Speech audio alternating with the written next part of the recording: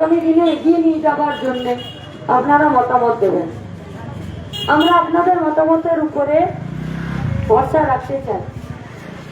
আমরা আপনাদের চিন্তা ভাবনা সিদ্ধান্তের প্রতি আমরা সম্মান জানাই এবং আমরা আশা রাখি শুধু উত্তরপাড়া নয়, গোটা পশ্চিমবঙ্গের জন্যই, আগামী দিনের ভবিষ্যতের জন্য আপনাদের সিদ্ধান্ত, আপনাদের রায়, আপনাদের চিন্তা ভাবনা, আপনাদের ভোট এই পশ্চিমবঙ্গকে এগিয়ে নিয়ে যাবার জন্য হবে।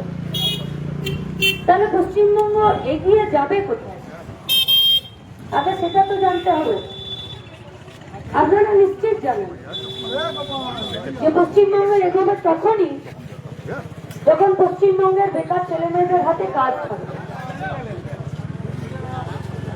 আর এই কাজের প্রশ্নে কোন একজন এমএলএ, কোন একজন নেতৃত্ব, কোন একটি পলিটিক্যাল পার্টি নয়, একটি সামগ্রিক দৃষ্টিভঙ্গি এবং সিদ্ধান্ত কাজ করবে। তাহলে বিগত 15টা বছর এই পশ্চিমবঙ্গে যে রাজনৈতিক দলের নেতৃত্বে সরকার চলছে, তারা এই পশ্চিমবঙ্গে যে যা পারে, যার যা যোগ্যতা, সেই যোগ্যতা অনুযায়ী তার হাতে মাথা উঁচু করে কাজের জন্য, রোজগারের জন্য জায়গা করে দিয়েছে কিনা আপনারা একটু চিন্তা ভাবনা করে দেখুন। আমরা কি করি? আমরা এই গোটা পশ্চিমবঙ্গের সীমাবদ্ধতা, ত্রুটি, বিচ্যুতি সবকিছুর মাঝখানে এই পশ্চিমবঙ্গে সাধারণ মানুষের নিজেদের কেনার ক্ষমতা বেড়েছিল। বাজার হাট বন্ধ, তার সঙ্গে মল, তার সঙ্গে কারখানা, তার সঙ্গে ছোটখাটো ব্যবসায়ী, গাড়ি চালক, টোটো চালক, অটো চালক, ট্যাক্সি ড্রাইভার, বাস ড্রাইভার, লোকের বাড়িতে কাজ করা সমেত বিভিন্ন ছোটখাটো কাজ, এবং সেই কাজে মানুষ যুক্ত হওয়ার তার একটা সম্ভাবনা তৈরি হয়েছিল। মাথায় ছাতা কি ছিল? মাথায় ছাতা ছিল ভারতবর্ষের একটি আইন আর সুপ্রিম কোর্টের একটি ভার্ডিক্ট। সুপ্রিম কোর্ট রায় দিয়েছিল যে একটা পরিবারের একটি মাস চলতে গেলে তাকে সেই সময়, আজকে ডেটে নয়, 26 সালে নয়, অনেকগুলো বছর আগে, যে তাকে 26,000 টাকা ইনকাম করতে হবে। তার কাপড় চোপড় থেকে তার খাওয়া দাওয়া, তার কাছে নগদ টাকা, এই সবটা মিলে কি 26,000-এর তার যাতে সংস্থান থাকে। আচ্ছা, যদি না হয় তার জন্য ভারতবর্ষের সংবিধানে কিছু আইন ছিল যা শ্রমিকদের জন্য ছিল।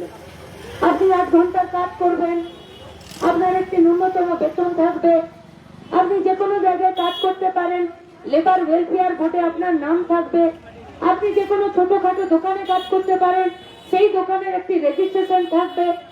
আপনাকে কাজে বসিয়ে দেওয়ার আগে সরকারের সঙ্গে আপনার মালিকের একটি কথাবার্তা থাকতে হবে। আপনার ওয়েলফেয়ারের জন্য আপনি লেবার ডিপার্টমেন্টে একজন শ্রমিক হিসাবে নিজের নাম লিখে দেওয়ার জন্য আপনার প্রতি সরকারের একটি দায়বদ্ধতা থাকবে।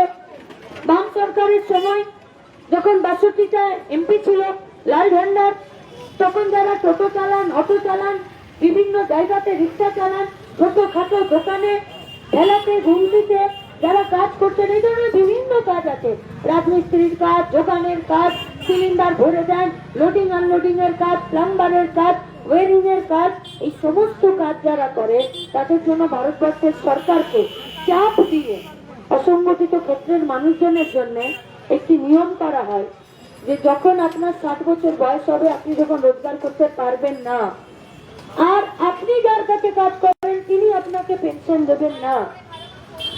আপনি 60 বছরে যখন কাজ থেকে বসে যাবেন, আপনি যার কাছে কাজ করেন তিনি আপনাকে এককালীন কয়েক লক্ষ টাকা দেবে না। তখন সরকার আপনার দায়িত্ব নেবে। কেন?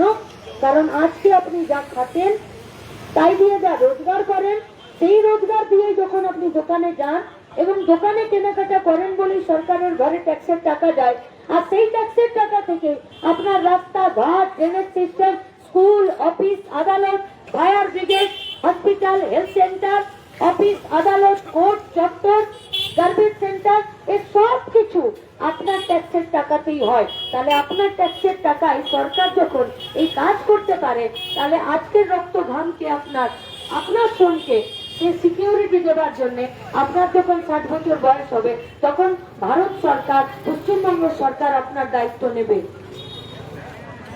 শ্রম কোড বিলের নাম আপনারা শুনেছেন, যা এখন শ্রম কোড আইন। সেই আইনের এই অসংগঠিত ক্ষেত্রে যারা শ্রমিক ছিল, তাদের মাথায় আইনের যে ছাতাটি ছিল, বিজেপি সেই ছাতাটি বন্ধ করে দিয়েছে একটি সুইচ টিপে। সেই সুইচের নাম হলো একাধিক বিজেপির এমপি আর পশ্চিমবঙ্গ থেকে তৃণমূলে যাওয়া এমপি। আপনারা আপনাদের বুকে হাত দিয়ে বলুন, 5টা বছর আগে কাঞ্চন বাবুকে আপনারা বিধায়ক নির্বাচিত করেছিলেন শ্রম কোডের বিরুদ্ধে। অসংগঠিত ক্ষেত্রে এই সমস্ত ধরনের শ্রমিকদের মাথার ছাতাটা যখন বন্ধ হচ্ছিল, কাঞ্চন বাবু তখন কোথায় ছিলেন? কোথায়? আপনারা বলুন। শ্রীরামপুর লোকসভা কেন্দ্রের সাংসদ পার্লামেন্টে যখন এই অসংগঠিত ক্ষেত্রে সমস্ত শ্রমিকের মাথায় এই ছাতাটা যখন একটা সুইচ টিপে বন্ধ হচ্ছিল, তখন আপনাদের এমপি তিনি কোথায় ছিলেন? কেন বন্ধ হয়ে গেল? তাহলে সরকারের কাছে পয়সা আসবে কোত্থেকে? যদি আপনার মাথায় ছাতা না থাকে, আপনার গায়ে গতরে খাটার শক্তিকে যদি প্রতিদিন চুষে নেওয়া হয়, আশেপাশে দেখুন না, আপনার এই 6 নম্বর ওয়ার্ডের প্রত্যেকটা বাড়িতে একবার তাকিয়ে দেখুন না। যার একটু মেধা আছে, যে একটা চাকরি পেয়েছে, সে বাইরের রাজ্যে চলে গেছে। যার মেধা নেই, যার চাকরি নেই, সেও বাইরের রাজ্যে রাজমিস্ত্রির কাজ করছে। আর যারা এখানে থেকে গেছে, তারা 12 থেকে 16 ঘন্টা প্রাইভেট সেক্টরে কাজ করছে। মাথা তোলার উপায় নেই, শুষে নিচ্ছে। তার মানে ছাতা নেই মাথার উপরে। আর সরকারের ঘরে ট্যাক্সের টাকা, ও টাকা তো চুরি হচ্ছে, লুট হচ্ছে। পশ্চিমবঙ্গের বিধানসভার ভেতরে 77টা বিজেপির এমএলএ, তৃণমূলের এমএলএদের চুরি ঠেকানোর মুরদ এদের বুকের কলেজাতে নেই। একটা চুরি ঠেকাতে পারেনি। উপরন্তু যারা চুরি করেছে, একজনের নাম প্রাক্তন শিক্ষামন্ত্রী, বান্ধবীর খাটের তলায় টাকা বেরোলো, উনি এখন জামিনে বাইরে।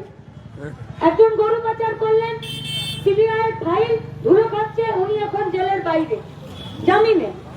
একজন মিড ডে মিলের চাল বেচে দিলেন, এখন খাদ্যমন্ত্রী, প্রাক্তন খাদ্যমন্ত্রী, তিনি ফিরে টিকিট পেয়েছেন। তাহলে 77টা বিজেপির এমএলএ থাকলেই তৃণমূলকে টাইট দেওয়া যায় না। তাহলে জনগণের ট্যাক্সের টাকা কখনো চাকরির দ্বারা, কখনো মিড ডে মিলের টাকার দ্বারা, কখনো বালির দ্বারা, কখনো কয়লার দ্বারা মানুষের ট্যাক্সের টাকা লুট হয়েছে। আর মানুষের ট্যাক্সের টাকা যখন লুট হয়, বেকার ছেলে মেয়েদের কাজ যখন থাকে না, দোকানে বাজারে কেনাকাটা যখন কম হয়, তখন সরকারের ঘরে টান পড়ে। বেশি দিন মদ বেচে আর ধার নিয়ে সরকার চালানো যায় না। তাই আপনি যতই মাথা ঠুকে মরে যান, 6 নম্বর ওয়ার্ডের রাস্তাঘাটের উপরে ব্যানারে পথশ্রী লেখা থাকতে পারে, কিন্তু রাস্তাঘাটে শ্রী ফিরতে পারে না। তাই আপনাদের কাছে আমাদের আবেদন, 294টা এমএলএ 29 এপ্রিল আপনারা ভোট দেবেন, 4 মে রেজাল্ট বেরোবে, তারপরে শপথ গ্রহণের দিন হবে। কিন্তু আপনার এলাকার রাস্তাটা যে ঘুর পথে টাকা হয়ে সরকারের দ্বারা আপনার রাস্তা তৈরি হওয়া টেন্ডার হবে, সেখানে কিন্তু তালা পড়ে আছে।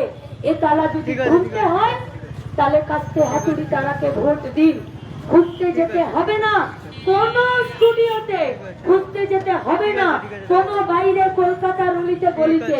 আপনার এমএলএ কে আপনি যদি কংগ্রেস মীনাক্ষী মুখার্জিকে লাল ঝন্ডার প্রতীকে, কাস্তে হাতুড়ির প্রতীকে যদি ভোট দেন, তাহলে আমরা আমাদের পার্টির কর্মীরা আপনার দরজায় আপনার গলিতেই থাকবো।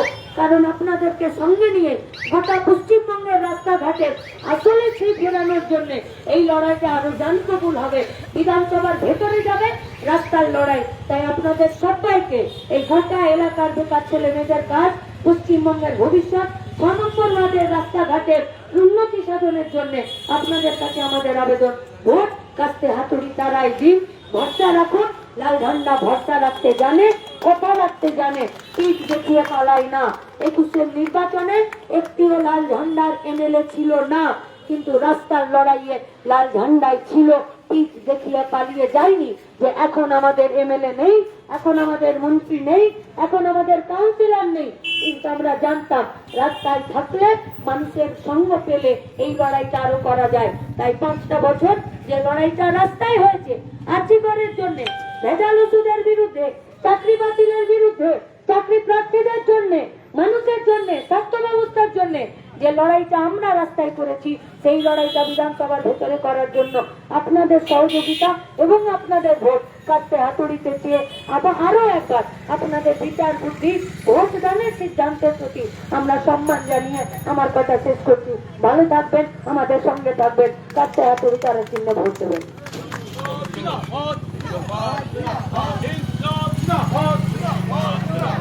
আসন্ন বিধানসভা নির্বাচন